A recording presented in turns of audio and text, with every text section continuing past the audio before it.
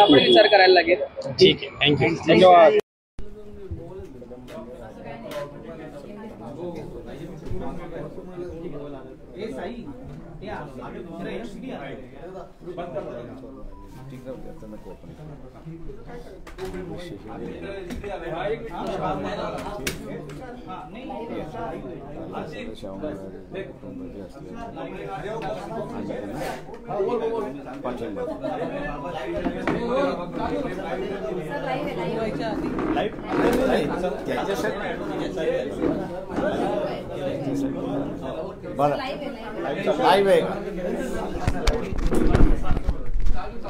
अरे याला लावून घेऊन नाही ते आवाज येईल ना.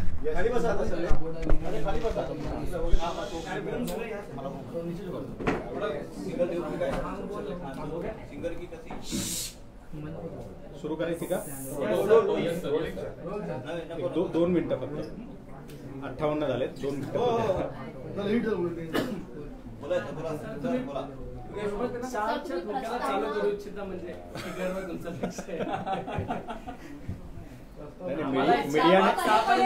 मीडियाने 4 इतकं आमच्यावरती हे केलेलं आहे ना, 4लाच ठेवली, चार्ज केलेलं आहे. तर वंचित बहुजन आघाडीच्या या पत्रकार परिषदेमध्ये सर्व पत्रकार बंधूंचं हार्दिक स्वागत. आजच्या या पत्रकार परिषदेला पक्षाचे राष्ट्रीय अध्यक्ष ॲडव्होकेट बाळासाहेब आंबेडकर हे संबोधित करणार आहेत. सोबतच पक्षाच्या महाराष्ट्र प्रदेशाध्यक्ष रेखाताई ठाकूर आणि मी स्वतः सिद्धार्थ मोकळे या ठिकाणी उपस्थित आहे. मी साहेबांना विनंती करतो त्यांनी संबोधित केलं. शॉर्ट पत्रकार परिषद आहे ही. कोल्हापूरमधलं असणारं आमचं जे युनिट आहे आणि पश्चिम महाराष्ट्रातलं असणारं युनिट आणि त्याच्याचबरोबर महाराष्ट्र कमिटीच्या याचा निर्णय झाला आहे की कोल्हापूरमध्ये शाहू महाराजांच्या कुटुंबातून उमेदवारी काँग्रेसने त्या ठिकाणी दिलेली आहे.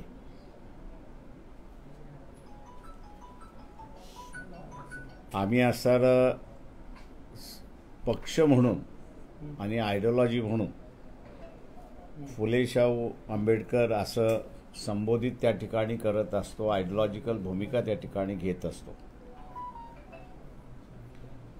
आणि त्याच्यामुळे शाहू महाराजांचा असणारा विचारसरणी आणि त्यांचं असणारं कुटुंब हे चळवळीचं जवळचं कुटुंब आम्ही त्या ठिकाणी असणारा मानतो. आणि म्हणून निर्णय तिन्ही ठिकाणी असणारं घेण्यात आलेला आहे की पक्षाच्या वतीने त्यांना पूर्णपणे आमचा असणारा पाठिंबा आहे.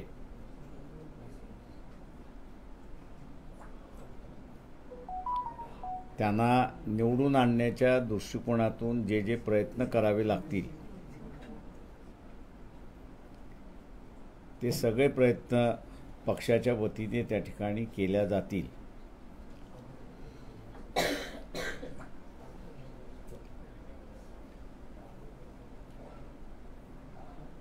आणि मागे जे घडलं होतं ते यावेळेस न घडू देणं याची दक्षता सुद्धा त्या ठिकाणी घेण्यात येईल.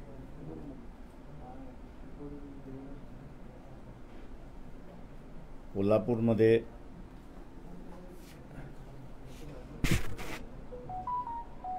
शाहू शहाजी छत्रपती यांचं नाव घोषित काँग्रेसमार्फत करण्यात आलेलं आहे. त्यांना वंचित बहुजन आघाडीचा पूर्ण पाठिंबा आहे. आपण आता विचारा. सर, जागा वाटपाचा काही तिढा सुटलेला आहे का किंवा तुमची भूमिका काय? आज ओबीसी बहुजन पार्टी यांचे जे नेते आहेत प्रकाश शेंडगे हे सुद्धा तुमच्या भेटीसाठी आले होते. 1-1.5 तास चर्चा सुद्धा झाली आहे. 22 जागांचा त्यांनी सुद्धा प्रस्ताव दिला अशी माहिती मिळाली.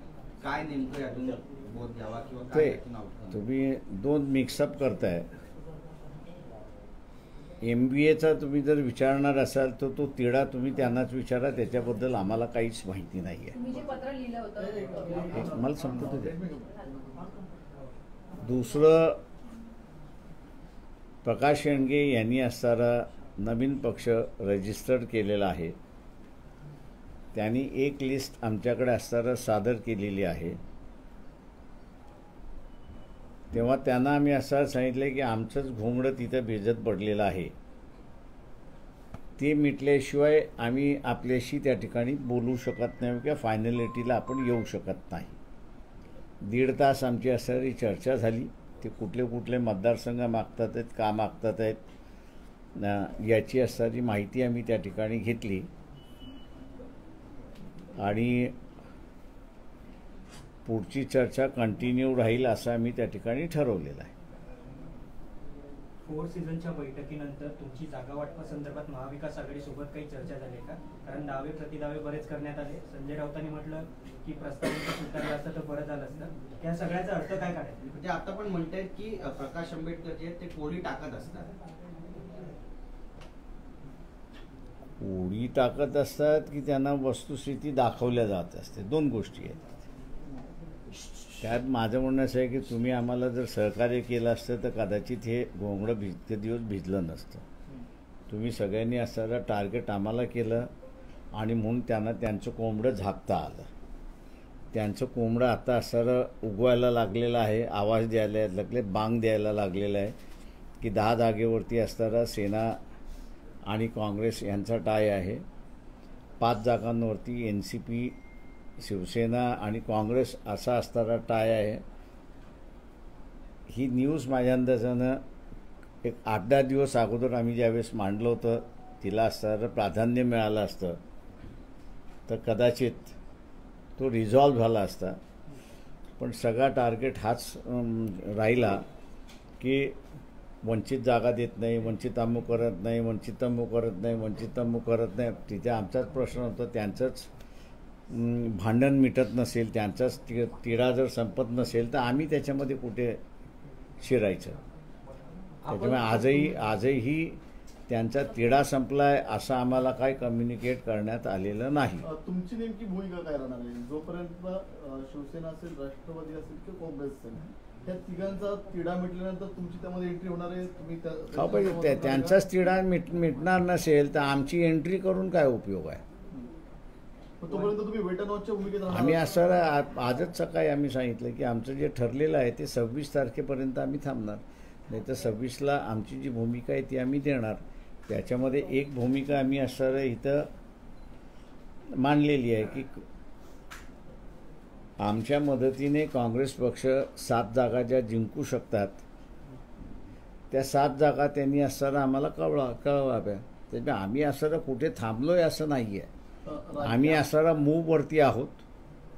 राज्यातल्या नेतृत्वाकडून काँग्रेसच्या काही वाटाघाटी होत नाहीत, काही बोलणं होत नाही आहे. तुम्ही त्यांच्याकडे 7 जागांचा प्रस्ताव दिला आहे की त्या 7 जागा तुम्ही द्यायला पाहिजे. जर स्थानिक पातळीवरती हा काही तुमचा संवाद काँग्रेससोबत होत नसेल तर दिल्ली पातळीवर आम्ही असणारा आमच्या पत्रामध्ये स्थानिक यांना लिहिलेलं नाही. ते पत्र आम्ही असणारा काँग्रेसचे अध्यक्ष जे आहेत खरगे यांना असणारं लिहिलेलं आहे. रमेश त्यांचे असणारे जे EICC ऑब्झर्वर आहेत त्यांना असणारं त्या ठिकाणी लिहिलेलं आहे. आणि एक इन्फॉर्मेशन म्हणून आम्ही असणारा नाना पटोलेंना सुद्धा त्या ठिकाणी लिहिलेलं आहे. त्याच्यामुळे आम्ही असणारं एक्सपेक्ट असं करतोय की महाराष्ट्रातल्या काँग्रेसचं कुठल्या 7 जागांवरती एकमत झालं तर फार चांगलं आहे, नाही झालं तर त्या खरगे जे आहेत अध्यक्ष जे आहेत त्यांनी घेऊन ते आम्हाला कळवाव्यात असं आम्ही त्यांना म्हटलेलं आहे. तुमच्या 7 जागांसंदर्भात तुम्ही त्यांना पत्र लिहिलं, पत्रांचा अजून कोणता रिस्पॉन्स आलेला नाही. बरोबर आहे. जर गरज पडली तर स्वतः तुम्ही राहुल गांधींची या संदर्भात संवाद साधणार आहात का? तुमची काही भूमिका घेण्यापूर्वी अजून त्याच्यावरती आम्ही काही विचार केलेला नाही. तुमच्या 7 जागांचा अर्थ असा काढायचा का की काँग्रेसने 7 जागा आम्हाला कळवाव्या, त्या 7 जागांवर वंचित पाठिंबा देईल, उर्वरित 41 जागांवर वंचित बहुजन आघाडी स्वतःचे उमेदवार उभे करणार आहे? तो निर्णय आम्ही नंतर घेऊ. 26 तारखेपर्यंतचं तुम्ही अल्टिमेटम? 26 तारखेच्या नंतर आम्हाला जो निर्णय घ्यायचा आम्ही असणारा आम्हाला कोणाला कळवण्याची गरज नाही आहे. आम्हाला जे कळवायचं आहे ते पब्लिकला कळवायचं, वोटरला कळवायचं आहे. सर, ते यालाच जोडून सर एक यालाच जोडून प्रश्न आहे की वंचितचे बाळासाहेब 26 तारखेपर्यंत जर निर्णय होत नाहीये, संज्ञा होत नसेल तर तुमची भूमिका ही स्वतंत्र असेल काय? एकला चलो याची भूमिका घेणार. मी तुम्हाला सांगितलं ना, 26 तारखेला आमची जी काही भूमिका आहे ती आम्ही मांडू. सर, एकीकडे तुम्ही असं म्हणत आहात की 7 जागांचा प्रस्ताव काँग्रेस सोबतचा तुम्ही वेट अँड वॉचची भूमिका घेतात, मात्र दुसरीकडे मौर्याचे नेते म्हणत आहेत की वंचित ही आमच्या सोबतच आहेत, आम्ही वंचितला सोबतच घेऊन चालवतो. ते कुठेतरी दुमत दिसतंय का? आम्ही असं यांचं जर जमलं नाही तर त्याच्यामधला आम्ही असा चॉईस हा दिला की काँग्रेसच्या 7 जागा ज्या आहेत त्या 7 जागा त्यांनी कळवाव्यात. म्हणजे मग आम्ही असं त्यांचं जमलं नाही तर प्रत्येकाला 48 जागा त्या तिघांपैकी लढवाव्या लागतील. आणि त्याच्या तिघांनी जर 48 जागा लढवायचं ठरवलं तर त्याच्यापैकी म्हणून आम्ही काँग्रेसला म्हटलं की 7 जागा तुम्ही आम्हाला कळवा, आम्ही तुम्हाला पाठिंबा देतो त्या 7 जागेवरती. बाळासाहेब, एकीकडे तुमच्यासमोर आव्हान असणार ते महायुतीची जवळपास पहिली यादी घोषित झालेली आहे. त्यांच्या आता 20 जणांची यादी येणे बाकी आहे. त्यांच्या दिल्लीमध्ये बैठका सुरू आहे. दुसरीकडे तुमचं असं म्हणतं की महाविकास आघाडीमध्ये जागा वाटपाचं घोंगडा अजूनही भिजतच आहे. तुम्ही वाट पाहत आहे ती 3 पक्षांची, त्या तिघांमध्ये काय ठरतंय त्यानंतर तुमची भूमिका जाहीर करणार आहात. तुमचं ऑब्झर्वेशन काय सांगतंय? महाविकास आघाडी तुम्हाला वेटिंगवर ठेवते का, किंबहुना महाविकास आघाडीच्या वेटिंगची तुम्ही 26 तारखेवरून वाट पाहणार आहात? त्यापूर्वी कार्यकर्त्यांना काय मेसेज देऊ इच्छिता का? तुमची काही भूमिका जाहीर ते करणार? आम्ही असं गेले 3 महिन्यापासून महाराष्ट्रभर सभा आणि आंदोलन चाललेलेच आहेत आमचे. त्याच्यामुळे आम्ही असं आजच्या स्टेजमध्ये असणारं वेल्ड ऑइल्ड मशिनरी आमची इलेक्शनची झालेली आहे. त्याच्यामुळे आम्हाला असणारं हे जे त्यांचं होत नाही म्हणून वोटरला गॅल्वनाइज करण्याचा जो भाग आहे तो आम्ही केलेलाच आहे. त्याच्यामुळे आम्ही असणारा कॅन्डिडेट असेल तर उमेदवार असं नाही. आमच्या असणारं जी काही बांधणी आहे ती बांधणी म्हणजे जिल्हा पातळीची बांधणी, तालुका पातळीची बांधणी, शहराची बांधणी, प्रभाग, जिल्हा परिषद सर्कल, पंचायत समिती सर्कल इथपर्यंत आमची असणारी बांधणी आहे. त्याच्यामुळे आम्हाला कधीही केव्हाही इन्फ्रास्ट्रक्चर जो आहे तो रेडी अवेलेबल असतो आणि आम्ही कुठलाही निर्णय घेतला तर तो आम्ही अंमलबजावणी करू शकतो. 2019 प्रमाणे तुम्ही संपूर्ण महाराष्ट्रामध्ये सर्व जागांवरती निवडणुका लढवणार आहात का, किंवा काही स्पेसिफिक जागांवरती निवडणुका लढवणार आहात?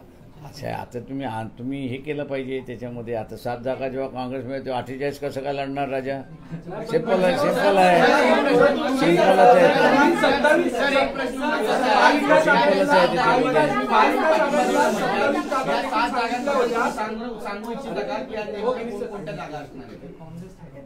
मी काँग्रेस पार्टीचा अध्यक्ष थोडी आहे.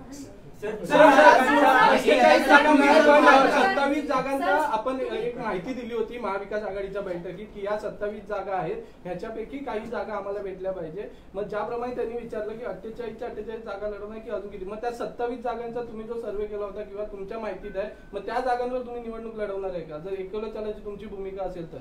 ते अजून मी म्हटलं ना की आमची भूमिका जी आहे ती आम्ही 26 तारखेला मांडतो. पत्रामध्ये असं म्हटलं होतं की वंचितच्या प्रतिनिधींचं ऐकून घेतलं जात नाही महाविकास आघाडीच्या बैठकीमध्ये. आता मागे जी महत्वाची बैठक सिल्वर गोकवर झाली तिथे सुद्धा वंचितला बोलवण्यात आलं नाही महाविकास आघाडीकडून. तर कुठेतरी वंचित या पक्षाला गृहीत धरलं जाते का महाविकास आघाडीला? आम्ही आमचा टार्गेट ठरवलेला आहे. डिस्लॉगिंग बीजेपी हा आमचा टार्गेट आहे. त्याच्यामुळे तो टार्गेट अचीव करण्यासाठी हे जे छोटे मोठे हेवेदावे जे आहेत त्याला आम्ही बाजूला सारतो. आम्ही त्याला काही फार मोठं महत्त्व देतोय असं नाही. आमचं म्हणणं असं आहे की त्याच्यामध्ये त्यांची जी मुळात भांडणं आहेत ती संपली पाहिजेत. ती जर संपत नसतील तर मग आम्हाला काय भूमिका घ्यायची ती आम्ही 26ला घेऊ ना. भाजपच्या जागा कमी झाल्या तर नितीन गडकरी हे पंतप्रधान होऊ शकतात. भाजपच्या जर जागा कमी झाल्या नितीन गडकरी हे पंतप्रधान होऊ शकतात. देशाचे 200च्या खाली जर जागा आल्या किंवा 250 आल्या किंवा किती आल्या ते डिपेंडेबल आहे. मी असं म्हणेन की ऑपोजिशनच्या किती आल्यात. समजा हे 200च्या खाली आले असं धरून चालू, तर 300 जागा त्या बाजूला आहेत ना. जेव्हा 300 जागा त्या बाजूला असेल तर पंतप्रधान नेमका त्याच बाजूचा होणार. नितीन गडकरी कसं होणार? त्याच्यामध्ये असणारं जे आहे ते काँग्रेस पार्टीचा रोल हा महत्त्वाचा राहील असं मी त्या ठिकाणी मानतोय. आणि तो रोल म्हणजे अखिलेशनी जे यात्रा येत असताना जी भावना व्यक्त केली किंवा ममता बॅनर्जींनी असणारी जी भावना या ठिकाणी व्यक्त केली की तुम्ही येताय आमच्या राज्यामध्ये, आम्हाला विश्वासात घ्या, किंवा डिपेंडेबल हे राहील की त्यावेळेस काँग्रेस पक्ष या सगळ्यांना विश्वासात घेऊन जर केलं तर काँग्रेसची बाजू आहे. विश्वासात जर काँग्रेसने घेतलं नाही तर मग कोणाची ही बाजू? सर, विश्वासाचाच प्रश्न आहे. तर मग ज्या 4 जागेंचा प्रस्ताव दिला होता तुम्हाला, त्या 4 जागेंपैकी 2 जागा अशा होत्या की जिथे ते तिन्ही पक्ष महाविकास आघाडीतले जिंकू शकत नाही असा एक अंदाज वर्तवला जात होता, म्हणून त्या 4 पैकी 2 जागा तुम्हाला दिल्या असं म्हटलं जातंय. मी काय म्हणालो की आम्हाला असं तुम्ही कुठून 4चा आकडा आणला हा मला माहित नाही. संजय राऊतांनी सांगितलंय 4 जागांचा आम्ही प्रस्ताव दिला, त्या 4 जागा कोणत्या आता आम्ही उकललेलं नाहीये, त्यामुळे वंचित कडून ते सांगता येईल का की 4 जागा आम्ही असणारा कोणत्या जागा आहेत? माझ्या अंदाजानं सिद्धार्थ मोकळे यांनी बरेच वेळा त्यांच्या व्हिडिओमधनं आणि त्यांच्या स्टेटमेंटमधनं क्लिअर केलं आहे की आम्हाला 4 कधीच ऑफर केलेल्या नाहीत. 3 ऑफर केल्या होत्या. त्याच्यामध्ये एक अकोला होती की जी आम्ही त्यांना म्हटलं तुम्ही परत घ्या, तसं म्हटलं तर 2च जागा त्याच्यामधल्या असणाऱ्या दिल्या होत्या त्यांनी. त्याच्यामुळे म्हणून म्हटलं की आम्ही जे म्हणतोय ते कॅरी करण्याच्या ऐवजी संजय जे म्हणतात ते फार मोठ्या प्रमाणात कॅरी केलं जाते अशी असणारी परिस्थिती आहे. सर, नेमक्या तुम्हाला किती जागा पाहिजेत महाविकास आघाडीकडून? एक प्रत्यक्ष असं चर्चा ह्या टीव्हीवरनं होत नसतात.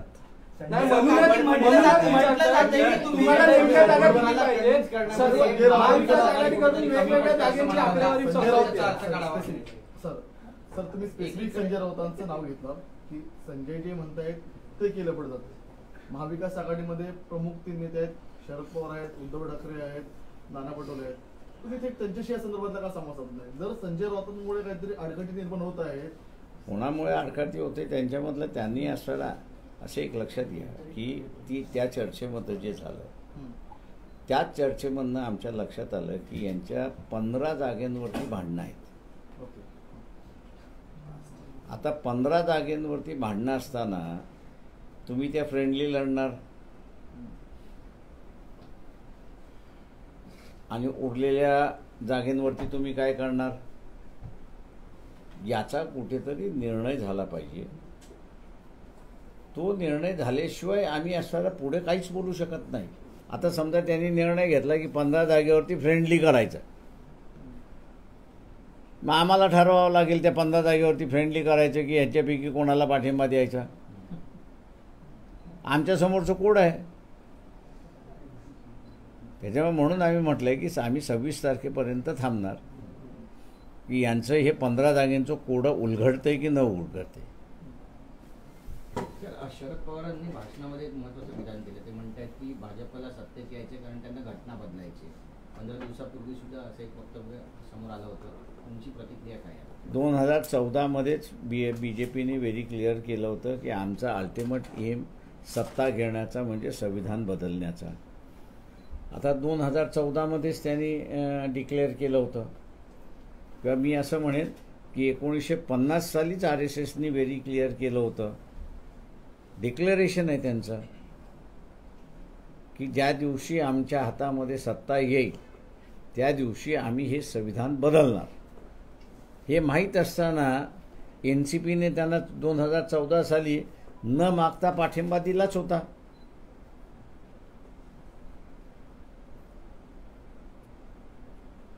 सर, तुम्ही काँग्रेसला 7 जागांवर सपोर्ट करू असं म्हणताय, जर यांचं ठरलं नाही. ज्या वेळेला ट्रायडेंटमध्ये बैठक झाली होती त्या बैठकीमध्ये तुम्ही उपस्थित होतात, बाहेर येताना तुम्ही असं एक विधान दिलं होतं की काँग्रेस सोबत आमचं जमत नाही आणि तर त्याच काँग्रेसला 7 जागांवर पाठिंबा द्यायचं तुम्ही नाही, मी म्हणताय. काँग्रेस बरोबर जमत नाही असं कुठेच म्हणालेलो नाही.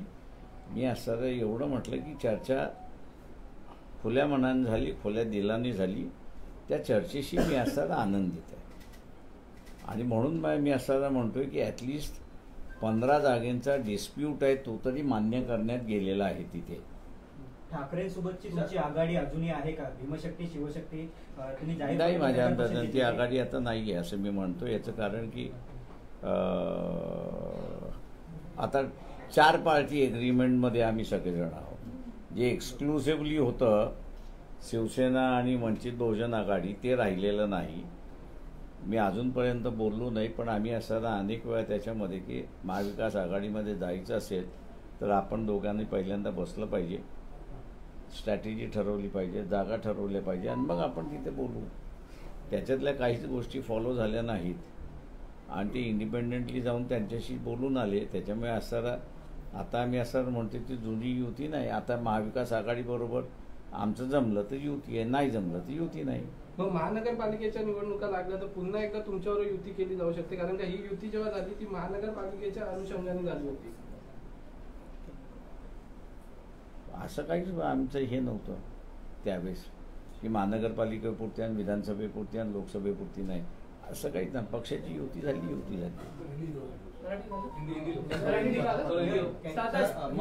एक मिनिट जालन्याची जी जागा आहे मनोज जरांगे जर लढतात तर आपली भूमिका त्याबद्दलची काय? त्यांच्या देखील नावाची नाही, मला वाटतं उद्यापर्यंत थांबलं पाहिजे, कारण का 24 तारखेला जरांगे पाटील यांनी त्यांच्या सगळ्या कार्यकर्त्यांची बैठक बोलवलेली आहे. त्यांची काय भूमिका येते ते आम्ही बघू आणि त्याच्यावरती मग प्रतिक्रिया देऊ. हिंदी में सवाल ये है कि एक निवेदन होने दो, निवेदन करते पहले फिर सवाल. अच्छा, सर क्या आपने स्टैंड लिया कोल्हापुर की सीट को लेकर कांग्रेस? ठीक है. कांग्रेस पार्टी ने शाहू महाराज, इनके परिवार में से शाहू शाहजी छत्रपति, इनको नुमाइंदगी दी है, कैंडिडेचर दिया है. हम लोग जो है वो महात्मा फुले शाहू महाराज बाबा साहब की फ़िलॉसफ़ी यहाँ पर अमल करते हैं, लागू करते हैं, उसी का ही प्रचार करते हैं. शाहू महाराज की जो फैमिली है वो हमारे लिए आदरणीय है और इसलिए जब उस परिवार की किसी सदस्य को कांग्रेस पार्टी ने उम्मीदवारी दी है, शाहू शाहजी छत्रपति को जो उम्मीदवारी दी है, वंचित बहुजन आघाड़ी उसका समर्थन करती है और वंचित बहुजन आघाड़ी जो है इनकी जीत के लिए प्रयास करती रहेगी. सर इसके अलावा जिन 7 सीट का जिक्र आपने कांग्रेस से किया था कि आप समर्थन देने के लिए तैयार हैं, क्या कुछ उसके आगे बात बढ़ी है, उनकी ओर से कुछ कहना? मेरे ख्याल से देखिए कि ये सवाल जो है वो थोड़ा सा वक्त के दायरे में नहीं है. उसकी वजह यह है कि अभी भी 15 सीटों पर महाविकास आघाड़ी के तीनों घटक पार्टियां जो है उनमें तालमेल नहीं हो चुका है. इसलिए डिसाइड करना मैं समझता हूँ उनके लिए थोड़ी सी तकलीफ़ है. जब कभी उनकी लिस्ट आ जाएगी तो हम लोग उनको जो है समर्थन जाहिर करेंगे. सर आप जिस तरीके से कहते हैं कि आप कांग्रेस के 7 ऐसे कैंडिडेट्स को आप समर्थन देने के लिए तैयार हैं, कभी आप शिवसेना के पहले करीब गए थे, तो यही फैसला शिवसेना के बारे में क्यों? ये हमने उस दिन जो कहा था, हमने कहा कि हमारी भूमिका जो है वो हमने कांग्रेस के लिए खुली की है. जिसको समर्थन चाहिए वो हम लोग के साथ में अप्रोच करें, हम उससे बातचीत करने के लिए तैयार हैं. शिवसेना के साथ आपका पहला गठबंधन है जो आपने भीमशक्ति शिवशक्ति की माने वो भी अस्तित्व में? नहीं, हमने उनसे कहा था कि भैया महाविकास आघाड़ी की चर्चा जो है वो चर्चा अपन पहले करेंगे, शिवसेना और वंचित बहुजन आघाड़ी. कुछ बातें अपने में तय हो जाए और फिर हम लोग वहाँ से बातचीत करें तो प्रस्ताव आगे बढ़ता रहेगा और उसको कहीं ना कहीं तो भी शेप देना होगा. लेकिन मेरे ख्याल से शिवसेना ने जो है इस बात को नहीं माना। वो डायरेक्ट MBA के जो पार्टनर्स हैं उनके साथ में उन्होंने बातचीत शुरुआत की। इसलिए मैं समझता हूँ कि जो अनाउंसमेंट हुई थी वो आगे ले जाने में उनका कोई इंटरेस्ट नहीं है। MBA के साथ में जाने का उनका इंटरेस्ट है, इसलिए हम लोग वहाँ पर रुक गए। सर इसके अलावा आप कौन सी वो तारीख बताएंगे आप जहाँ पे आप फैसला लेंगे महाविकास आघाड़ी के साथ आप है कि नहीं है, या आप अकेले? देखिए हम तो है देखिए कि 27 तारीख आखिरी है पहले फेज की नॉमिनेशन भरने की। 26 तारीख तक हम लोग रुकेंगे और 26 तारीख को मेरे ख्याल से दोपहर जो है वो हम लोग जो हमारा निर्णय होगा वो निर्णय हम लोग जो है वो आप लोगों के सामने और आप लोगों के माध्यम से लोगों के सामने जाहिर करेंगे। सर जिस तरह से देर रात अरविंद केजरीवाल को अरेस्ट किया गया है, किस तरह से देखते हैं आप? ठीक लोकसभा चुनाव के दौरान उनको अरेस्ट किया गया है, कहीं ना कहीं जो इंडिया अलायंस है उसको कहीं ना कहीं एक झटका लगेगा आपको लगता है? क्योंकि प्रचार भी नहीं हुआ है, अभी तक शुरू नहीं हुआ और अरविंद केजरीवाल को जेल में ना पड़ी। देखिए एक बात है, उनके वकीलों ने मुझे थोड़ा सा कानूनी थोड़ी सी जानकारी होने की वजह से ये जो शराब का मामला जो है ये कैबिनेट डिसीजन का मामला है। कैबिनेट डिसीजन हुई कि नई पॉलिसी ले आना है। अब नई पॉलिसी आती है तो उसमें कभी घाटा भी आता है तो उसमें कभी प्रॉफिट भी आता है। अब ऐसा है कि पॉलिसी को कोर्ट भी एग्जामिन, जहाँ तक मैं समझता हूँ कि कैबिनेट डिसीजन को कोर्ट भी एग्जामिन नहीं कर सकती है, ना इंक्वायरी एजेंसी उसको इंक्वायर कर सकती है। वो इंक्वायरी करने का अधिकार जो असेंबली में और पार्लियामेंट में जो PAC है, पब्लिक अकाउंट्स कमेटी जो है, वो पब्लिक अकाउंट कमेटी को है और संवैधानिक तौर से ये CAG को है और किसी को नहीं है। इसमें थोड़ा सा तोड़ मड़ोड़ के उन्होंने कहा कि मनी लॉन्ड्रिंग इसमें हुआ है। अब मनी लॉन्ड्रिंग हुआ है, 100 करोड़ रुपए का मनी लॉन्ड्रिंग हुआ, ऐसा ये कह रहे हैं। तो मेरे ख्याल से इनके जो वकील है उन्होंने सीधा कहना चाहिए कि भैया ये जो 100 करोड़ है, ये 100 करोड़ का आंकड़ा आया कहाँ से? अगर है तो फिर उसको कोर्ट के सामने पेश करना चाहिए।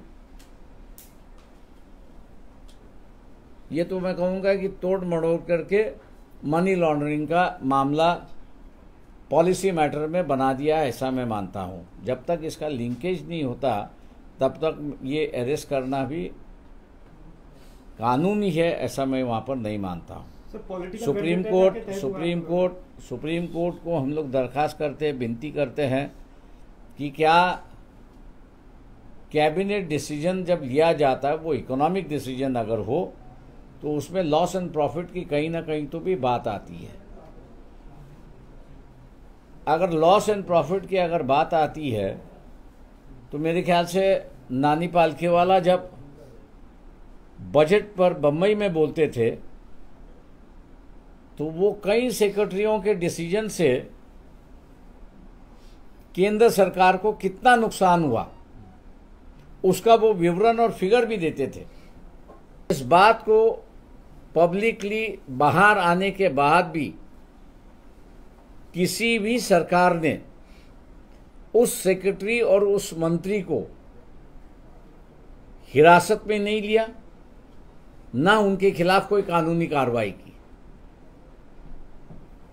उसकी वजह यह है, अगर ये शराब का मामला अगर कैबिनेट डिसीजन का है तो मैं ये कहूँगा कि पूरा कैबिनेट अरेस्ट होना चाहिए। सिर्फ उसमें से जो मंत्री है उसको और मुख्यमंत्री है उसको क्यों? कलेक्टिव डिसीजन, कलेक्टिव रिस्पॉन्सिबिलिटी है। तो कलेक्टिव रिस्पॉन्सिबिलिटी होने की वजह से वो पूरा मंत्रिमंडल ही अरेस्ट होना चाहिए, लेकिन पूरा मंत्रिमंडल उसमें अरेस्ट नहीं हो रहा है। ये सिलेक्टिव अरेस्ट जो हो रहा है ये एक मैं कहूँगा कि विक्टिमाइजेशन और पॉलिटिकलाइजेशन की बात है। आम लोगों से मैं अपील करूंगा कि आज केजरीवाल है, कल आम जनता भी इसमें फंस जाएगी, इसलिए जल्दी से जल्दी ये इस सरकार को निकालो, यही हम लोग का प्रचार और प्रसार होगा। सर दिल्लीमध्ये केजरीवालांना अटक झाल्यानंतर दुसरे मुख्यमंत्री नेमण्यात आलेले नाहीये, दिल्लीचं नेमकं सरकार चालेल कसं? आणि केजरीवालांची अटक किती लॉफुल आहे हा पण सगळ्यात महत्वाचा मुद्दा मराठी. संविधानामध्ये असं प्रावधान आहे की कॅबिनेट डिसिजन हे कोर्टामध्ये चॅलेंज केल्या जाऊ शकत नाही. कोर्टाचा इश्यू कधी येतो की ज्यावेळेस कॅबिनेट डिसिजन झालेलं आहे, ते कॅबिनेट डिसिजन असेंब्लीच्या सभागृहामध्ये गेलेलं आहे आणि प्रत्येक सभागृहामध्ये PAC आहे, म्हणजे पब्लिक अकाउंट्स कमिटी आहे. त्या पब्लिक अकाउंट्स कमिटीने जोपर्यंत यांच्या ह्या निर्णयामुळे शासकीय लॉस झालेला आहे, आता लॉस हा सुद्धा 2 प्रकारचा लॉस आहे, एक सिव्हिल लॉस आहे आणि एक क्रिमिनल लॉस आहे. जोपर्यंत तो क्रिमिनल लॉस होत नाही तोपर्यंत तुम्हाला पोलिसी कारवाई त्या ठिकाणी करता येत नाही, अशी असणारी परिस्थिती आहे. त्याच्यामुळे सुप्रीम कोर्टाला आमची असणारी विनंती आहे की कॅबिनेट डिसिजनच्या निर्णयामध्ये इन्क्वायरी, हे जे इन्क्वायरी एजन्सीज आहेत त्या इन्क्वायरी करू शकतात का, याला जोडून त्यांनी असं केलं की मनी लॉन्ड्रिंगचा असणारा चार्जेस त्या ठिकाणी लावलेत की याच्यामुळे त्यांना एवढ्या कोटीचा असणारा फायदा झाला आहे. मला अजूनही कळत नाही आहे की जे केजरीवालचे जे वकील आहेत, रिकव्हरी किती झाली आहे याचं विवरण तुम्ही देणार आहात की नाही, की जस्ट हिअरसे की 100 कोटीचा असणारा नफा झालेला आहे, ट्रान्झॅक्शन झालेला आहे, अमुक झालेला आहे, पण ते ट्रान्झॅक्शन सिद्ध करता येत नाही. त्याच्यातले असणारे पैसा रिकव्हरी झाला आहे ते तुम्हाला कोर्टाला सांगता येत नाही. तर तुम्ही असं कोर्टाला म्हणताय यांनी हे केलेलं आहे आणि आम्हाला आता ह्याला मार झोडायला करू द्या आणि कबूल करू द्या आणि मग आम्ही सगळे पुरावा आणतो. हे जे चाललेलं आहे माझ्या अंदाजानं पहिल्यांदा थांबलं पाहिजे.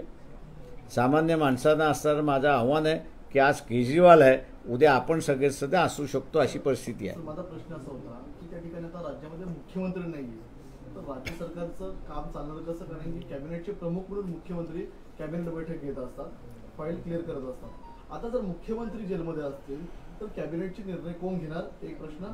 आणि जर उद्या फाईल एक दिवस मुख्यमंत्री आता असेल, जेलचा नियम असं सांगतो की त्यांना राजीनामा देणं बंधनकारक नाहीये, पण जर दिवसाला हजारो फाईल साईनचं गरज असेल, प्रश्न त्याच्यामधला असणारं एक आपण लक्षात घेतलं पाहिजे की हिरासतमध्ये ज्यावेळेस घेतला जातो त्यावेळेस तो एक्यूज नसतो.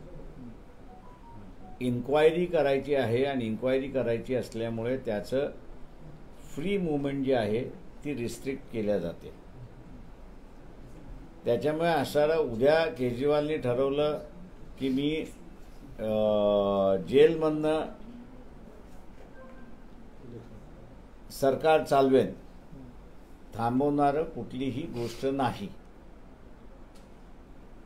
तो कॅबिनेट बैठक जेलमध्ये घेऊ शकतो. कॅबिनेट म्हणून तो तिथे असणारा सेक्रेटरीला बोलू शकतो, तिथं त्यांचं डिस्कशन होऊ शकतं आणि तिथं त्यांच्या फायलीही क्लिअर होऊ शकतात. हे कायदेशीर आहे. मॉरली जर आपण असणारं बघितलं